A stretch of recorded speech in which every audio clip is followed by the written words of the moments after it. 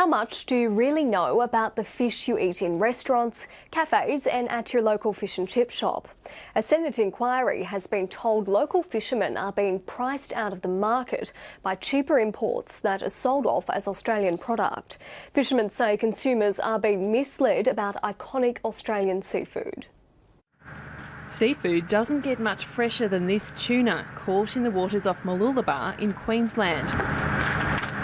While much of this catch will end up on Australian dinner plates, fishermen here say some seafood served up in cafes, restaurants and fish and chip shops isn't all it seems.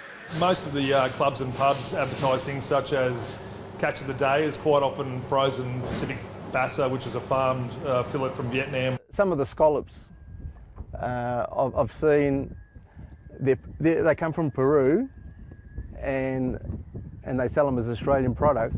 There are rules for how seafood must be labelled in wholesale markets, but they don't extend to the hospitality industry. It should be labelled at the restaurants too, on your menu, where it's coming from.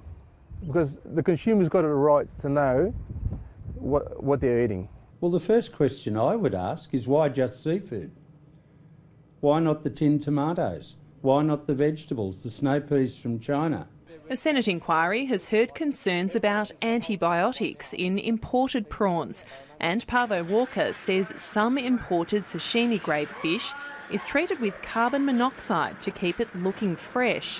Which can lead to histamine issues and a questionable extended shelf life and colour concerns. They're actually purchasing something that isn't fresh at all. Tuna is coming into the country under a registered, patented natural smoke process.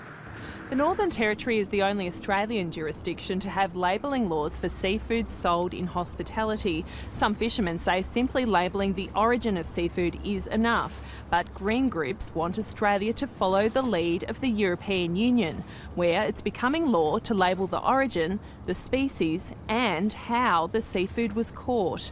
It's a push to increase the transparency that is available to people when they're buying fish.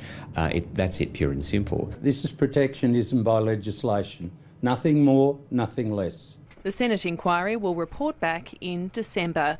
Amy Bainbridge, ABC News.